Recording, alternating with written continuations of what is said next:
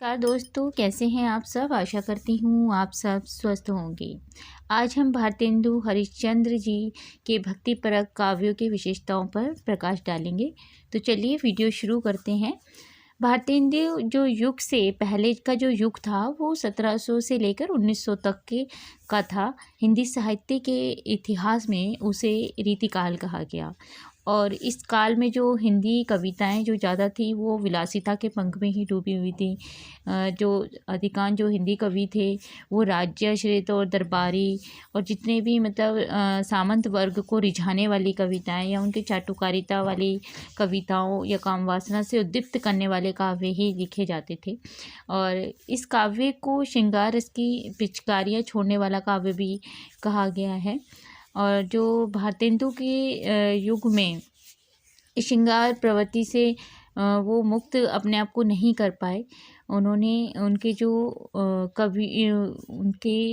जो विषय थे वो रूप, भाव, भाषा सभी स्तरों पर अभिनव हैं। इन कवियों ने कविता की पुरानी जो केचुअल को उतार कर उसे नया रूप देने की भी चेष्टा की है। और उन्होंने दमघोटू जो दरबारी वातावरण से मुक्त करके उसे नई प्राण शक्ति प्रदान की कि जिससे भाई ऐसे काव्य लिखे जाएं जो जनता के दुख दर्द, इच्छाओं, आकांक्षाओं से भी जुड़े हुए हों। कवि के लिए जो अपनी परंपरा और अपने परिवेश को, अपनी पारिवारिक जो भी उनके संस्कार होते हैं उनसे एकदम से कट जाना उनके लिए संभव नहीं होता। इसी तरीके से क्योंकि जो भारतेंदु जी थे वो वैष्णव संस्कारों वाले परिवार से जुड़े हुए थे। सगुन भक्ति और मूर्ति पूजा और देवी देवताओं में आस्था विश्वास रखने वाले परिवार से वो जुड़े हुए थे। और भारतेंदु जी जो थे वो वल्लभ संप्रदाय और राधा कृष्ण के बहुत ही अनन्य भक्त थे। उनके जो भक्ति पदों में कहीं विनय भक्ति दिखती है, कहीं सख्य भक्ति भी भाव मिलते हैं। वो सूरदास जी से काफ़ी प्रभावित थे और उन्होंने वात्सल्य भक्ति के भी कुछ पद लिखे थे। और कृष्ण भक्ति की तो वो उस रस में तो वो डूबे ही हुए थे। राधा कृष्ण के तो थे ही वो अनन्य भक्त। और उनके जो अन्य कवियों की तरह उन्होंने भी ईश्वर की वंदना का काफ़ी गुणगान किया। अपने आराध्य श्री कृष्ण राधा कृष्ण जी के रूप सौंदर्य का भी उन्होंने चित्रण किया, उनके प्रेम का भी वर्णन किया और उन्होंने अन्य देवी देवताओं की स्तुति भी की है। और भारतेंदु हरिश्चंद्र जी जो अंधविश्वासी नहीं थे, वो हर एक बात को एक कसौटी पर परखते थे। उनके अनुसार कि किसी भी बात का समर्थन या विरोध वो ऐसे ही नहीं करते थे, बल्कि उसको अपनी परख कर, समझ कर और जानकर उस पर निर्णय लेते थे। यही कारण है कि वो सगुन भक्ति और मूर्ति पूजा और अनेक देवी देवताओं में आस्था रखते हुए भी अद्वैतवाद को स्वीकार नहीं किया। वे सच्चे भक्त तो थे ही, साथ में वो कबीर के समान पाखंड का, धर्माडंबर का विरोध करते हैं। वो ईश्वर की सच्ची भक्ति के वो पक्षधर थे और उन्हें भक्ति मार्ग पर ही चलने का परामर्श दिया।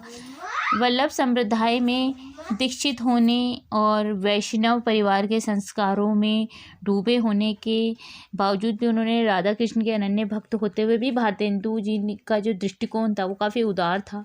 वो संकुचित विचारधारा वाले व्यक्ति नहीं थे। वो बहुत ही कट्टरवादी ना होकर वो सहृदय थे। और वो मानते थे कि हमें आपस में लड़ना झगड़ना नहीं चाहिए अन्य धर्मों को लेकर, और बल्कि अन्य धर्मों का भी हमें आदर और सम्मान करना चाहिए। उनकी जो भक्ति में सभी धर्म मानव कल्याण की, नैतिक मूल्यों की, सदाचार की, ईश्वर भक्ति की, सहिष्णुता की और मानववाद की ही सीख देते हैं। भारतेंदु जो थे उनकी भक्ति की विशेषता यह थी कि वह व्यक्ति को मोक्ष या स्वर्ग प्राप्ति के प्रति वो बल नहीं देते थे, बल्कि वो ये चाहते थे कि भक्ति समाज और हित तथा ऐसी समाज हित में होनी चाहिए जो भी कार्य हो। इसी प्रकार भारतेंदु के भक्ति काव्य की विशेषता यह है कि उन्होंने केवल अपने ही हित के लिए उन्होंने भगवान से कभी प्रार्थना नहीं की, बल्कि उन्होंने देशवासियों और जनहित के लिए कि भाई ब्रिटिश साम्राज्य से जो देशवासी बहुत ही ज़्यादा दुख का जीवन व्यतीत करें, क्योंकि ब्रिटिश जो साम्राज्यवाद था वो हम भारतीय जनता पर, देशवासियों पर बहुत ही अत्याचार करती थी। तो वो बहुत ही भगवान से इतनी गुहार लगाते थे कि प्रभु हमको इस जो कठिनाई के जीवन है, जो दासता का जो जीवन है, उससे हमें मुक्ति दिलाइए। भारतेंदु जी के जो भक्ति काव्य एक और परंपरागत और वैष्णव विचारधारा से भी प्रभावित है, तो दूसरी ओर उसमें आधुनिकता के भी स्वर दिखाई देते हैं। वो राधा कृष्ण जी के तो अनन्य भक्त थे ही, और उनके प्रति उनकी जो श्रद्धा भक्ति अनन्य प्रेम जो था वो बहुत ही प्रबल दिखाई देता था। और दूसरी ओर करुणानिधि वो केशव को भी भारतवासियों के कष्ट दूर करने के लिए और कहते थे कि भगवान आप अवतार लेकर आप आ जाइए और हमारे कष्टों को दूर कीजिए। और इसी तरह से जो उनका जो उदारवादी दृष्टिकोण को वो अपनाते थे, और उन्होंने भारतवासियों के ही निज हित के लिए भगवान से अपनी गुहार लगाई।